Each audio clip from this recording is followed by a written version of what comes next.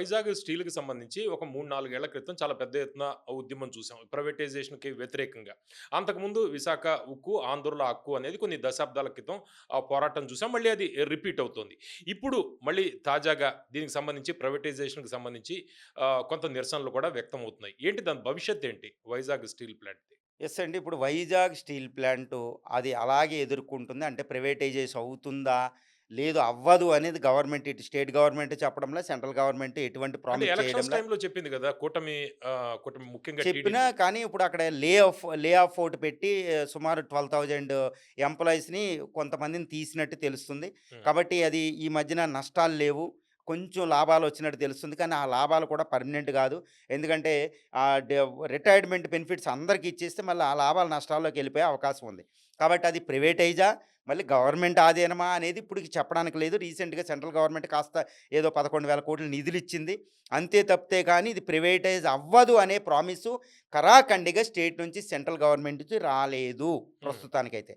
మళ్ళీ ఇలాంటి సందర్భంలోనే ఈ మధ్యన ఇప్పుడు మార్చి 23వ తారీఖున స్టేట్ గవర్నమెంట్‌లో నక్కపల్లి, అనకాపల్లి మండలం నక్కపల్లి దగ్గర ఇప్పుడు 5,400 ఎకరాల్లో ఆర్సిలర్ మిట్టల్ నిప్పన్ స్టీలు ఒక హ్మ్. దేశంలోనే అతిపెద్ద స్టీల్ ఇండస్ట్రీ అంటే iron and steel industry 17.5 million టన్నుల ఎంటీపీ అంటే పెర్ యానమ్‌కి సంవత్సరానికి 17.8 మిలియన్ టన్నుల ఐరన్ స్టీల్‌ని ప్రొడ్యూస్ చేసే ఇండస్ట్రీని నిన్న పునాది ఏయడం జరిగింది మార్చి 23వ తారీఖున. హ్మ్. అంటే ఏంటి ఇది వైజాగ్ స్టీల్ ప్లాంటే కూతవేటు దూరంలో ఉంది. అదే కోస్టల్ మళ్ళీ కోస్టల్ బేస్ అవ్వబోతుంది.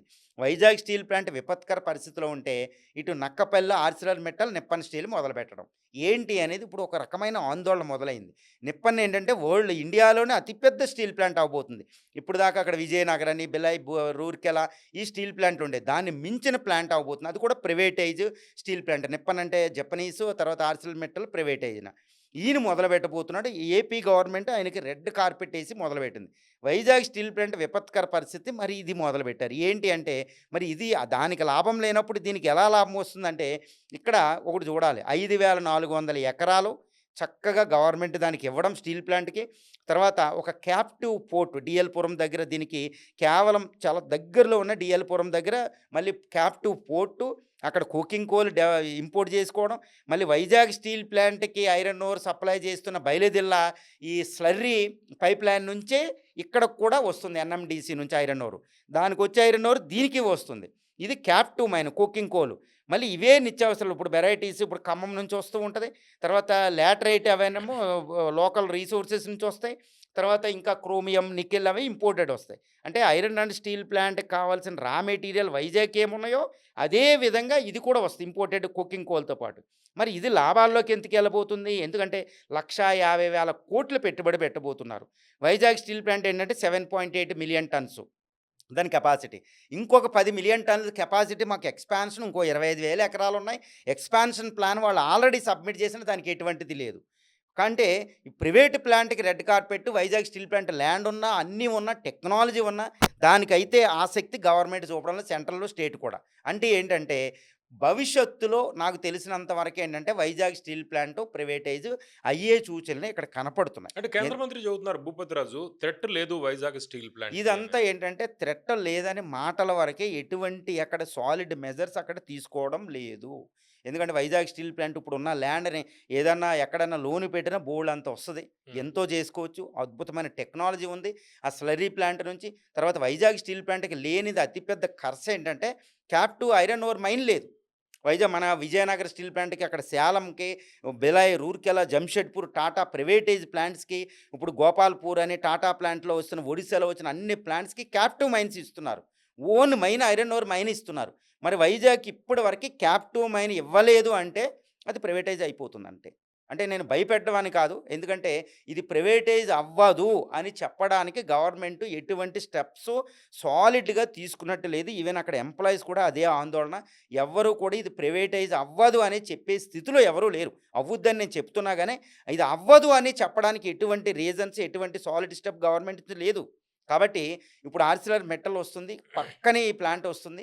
దీనికి క్యాప్టివ్ మైన్ కూడా ఇవ్వబోతున్నారు. అదర్‌వైజ్ అది అంత ఇన్వెస్ట్‌మెంట్ ఏమి ధైర్యంగా ఏం పెట్టదు. కుకింగ్ కోల్ వస్తది. తర్వాత షోర్ బేస్డ్ ఇవన్నీ ఉన్నాయి కాబట్టి భవిష్యత్తులో నాకు తెలిసినంత వరకు ఈ Arcelor metal steel plant Vizag steel ప్లాంట్‌ని కూడా పక్కన దాన్ని టేక్ ఓవర్ చేసుకునే అవకాశాలున్నాయి. ఎందుకంటే వైజాగ్ కనీసం మేనేజ్మెంట్ అయినా దీనికి ఇచ్చిన సాలిడ్‌గా స్లోగా అది ప్రైవేటైజ్ అయిపోయే అవకాశం ఉంది. Vizag steel plant is one of the best steel plant అండి. ఎంప్లాయీస్ కూడా ఎక్కువ లేరు. ఇప్పుడు అవును. చంద్రబాబు నాయుడు గారు చెప్తున్నారు. నక్కపల్లి, ఈ అనకాపల్లి స్టీల్ ప్లాంట్ వల్ల డైరెక్ట్‌లీ, ఇండైరెక్ట్‌లీ 1,00,000 మందికి ఉపాధి వస్తుంది. క్యాప్టివ్ పోర్ట్ వల్ల ఇంకో 6,000 మందికి ఎంప్లాయ్‌మెంట్ వస్తుందన్నారు. మరి వైజాగ్ స్టీల్ ప్లాంట్‌ని కూడా సేమ్ బెనిఫిట్స్ అక్కడ వచ్చే అవకాశం ఉంది. అంటే ఆంధ్రుల విశాఖ ఉక్కు, ఆంధ్రుల హక్కు, తెన్నేటి విశ్వనాథ్ ఇంత మూవ్‌మెంట్. ఎందుకంటే వైజాగ్ స్టీల్ ప్లాంట్‌ని ప్రైవేటైజ్ చేయడం అంత ఈజీ కాదు. ఎందుకంటే this is related to sentiment of the AP people అండి. అవును. అది మనకు తెలుసు. ఏదో company, corporate governance point of వ్యూలో అది లేదు. ఇది వైజాగ్ ఇప్పటికే ఏపీ డివైడ్ అవ్వడం వల్ల ఎంతో లాస్ అయింది. ఇప్పుడు విశాఖ ఉక్కు, ఆంధ్రుల హక్కు అనేది దీని నినాదం పోయిందంటే చాలా పెద్ద ప్రాబ్లమ్ అయిపోతుంది. ఇది సెంటిమెంట్ అనమాట. కాబట్టి ప్రైవేటైజ్ చేసే ధైర్యం ఎవ్వరికీ లేదు. అదే దాన్ని రక్షిస్తుంది. అదే దానికి శ్రీరామ రక్ష.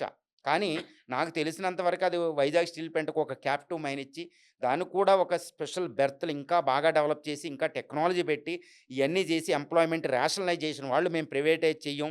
ఇదంతా రేషనలైజ్ చేస్తామంటే ఎంప్లాయీస్‌లు కూడా వ్యతిరేకించే పరిస్థితి అక్కడ లేదు. వాలంటరీ రిటైర్మెంట్ వాళ్ళకంతా స్కీమ్స్ ఉన్నాయి. వాళ్ళు కూడా విరుద్ధం కాదు. కాబట్టి మేము ప్రైవేటైజ్ చెయ్యం. సాలిడ్ మెజర్ తీసుకుంటున్నాం. లాభాల్లోకెళ్ళాలంటే మీరు సాక్రిఫైస్ చేయాలంటే వాళ్ళకి ఏం దిక్కు లేదు. వాళ్ళు కూడా చేసే పరిస్థితే అక్కడ కనిపిస్తుంది. కాబట్టి మిగిలిన ప్రైవేట్ స్టీల్ ప్లాంట్స్ ఎంత చక్కగా పనిచేస్తున్నా పెట్టొచ్చు. ఇప్పుడు ఇండియా ఫాస్టెస్ట్ గ్రోయింగ్ ఎకానమీ. ఇప్పుడు ఆల్మోస్ట్ 180, 150 మిలియన్ టన్నులు ప్రొడ్యూస్ అవుతుంది. 2030కి 300 మిలియన్ టన్నులు పెర్ యానం ప్రొడ్యూస్ చేయాలని కెపాసిటీ అంటే డబుల్ చేయాలి. హ్మ్. ఎంత హ్యూజ్ పొటెన్షియల్ ఉంది. ఇప్పటికే మనం ఐరన్ అండ్ స్టీల్ దిగుమతి చేసుకునే పరిస్థితి ఉంది. కాబట్టి ఐరన్ అండ్ స్టీల్ అనేది one of the basic ingredient of the growth process 2047 వరకి. మరి అంత వెసులుబాటు ఉంది, మార్కెట్ ఉంది, డిమాండ్ ఉంది. ఉన్నప్పుడు మనకి స్టీల్ ప్లాంట్ ఇంకా 20, 30 స్టీల్ ప్లాంట్లు వస్తే కానీ మన ఇండియాకి రిక్వైర్మెంట్ సరిపోదు. ఇంకా 20, 30 స్టీల్ ప్లాంట్లు రావాలి. ఒడిశా, ఛత్తీస్‌గఢ్, జార్ఖండ్ ప్రాంతాలు ఎక్కువ రావాలి. ఈవెన్ వెస్ట్ కోస్ట్‌లో కూడా స్టీల్ ప్లాంట్లు రాబోతున్నాయి. Even west Coast Mumbai, Gujarat ఇక్కడ ఉండవు మనకి. ఎందుకంటే అక్కడ కోల్ ఉండదు కాబట్టి ఐరన్ ఓర్ అక్కడక్కడ ఉన్నాయి. కాబట్టి అక్కడ కూడా స్టీల్ ప్లాంట్లు వస్తున్నాయి. డోల్వి అని ఇక్కడ. ఇలాంటి పరిస్థితుల్లో ఉన్న steel plant one of the modern shore based, తర్వాత పైన iron ore, coal resources Chhattisgarh, Odisha నుంచి ఉన్నాయి. తర్వాత ఎంతో హ్యూమన్ రిసోర్సెస్ ఉన్నాయి. ఇంత అద్భుతమైన స్టీల్ ప్లాంట్ ఉండి కూడా దాన్ని ఉద్ధరించుకోకపోవడం అనేది this is the basic ignorance from the government side అండి. అంతే తప్పితే వేరే లేదు. కాబట్టి వైజాగ్‌ని రక్షించుకోవడానికి కావాల్సిన అన్ని మెజర్స్ తీసుకోవడం చాలా ఈజీ అనమాట. కాబట్టి నక్కపల్లి ఆర్సిలర్ పక్కనొచ్చిన స్టీల్ ప్లాంట్‌కి ఏవైతే మనం రైట్స్ ఇస్తున్నామో గవర్నమెంట్ ఎన్నైతే అక్కడ ల్యాండు, ఇవి, పవరు, ట్యాక్స్ కన్సెషను, క్యాప్టివ్ మైన్‌లు ఇవన్నీ ఇస్తున్నాయో అవే మీరు వైజాగ్‌కి ఇస్తే వైజాగ్ అనేది ఉండదండి. ఎంజీ రావు గారు, గత ఎన్నికల్లో ఈ వైజాగ్ స్టీల్‌ని టచ్ చేయము అనేది ఎన్‌డీఏ చెప్పింది. ఎన్‌డీఏలో ఆల్రెడీ బీజేపీ ఉంది. పొలిటికల్ యాంగిల్ చూస్తే నెక్స్ట్ ఎలక్షన్స్‌కి ఎలా ప్రెషర్ ఏ విధంగా పెరిగే అవకాశం ఉంది? ఎందుకంటే గత ఎన్నికల్లో చాలా ఉద్యమాలు కూడా మనం చూసాం దీని మీద. యెస్ అండి. ఇప్పుడు ప్రస్తుతం ఉన్న స్థితిలో ఏంటంటే, ఇప్పుడు కూటమి ప్రభుత్వం కూడా వైజాగ్ స్టీల్ ప్లాంట్‌ని ప్రైవేటైజ్ చేస్తే ఇట్ ఈజ్ అన్‌అఫోర్డబుల్ అనమాట. అది వైసీపీకి మళ్ళా ఎడ్జ్ అయిపోతుంది. కూటమికి వ్యతిరేకంగా పనిచేస్తుంది. ఎందుకంటే ఇప్పుడు వైజాగ్, నార్త్ కోస్టల్‌లో ఈ జిల్లాలో శ్రీకాకుళం, విజయనగరం, పాత శ్రీకాకుళం, విజయనగరం, విశాఖ, ఈస్టు ఈ 4 జిల్లాలు one of the major city. ఇప్పుడు మేజర్ సిటీ అది. అవును. ఇప్పుడు ఏపీలో మేజర్ సిటీ వైజాగే.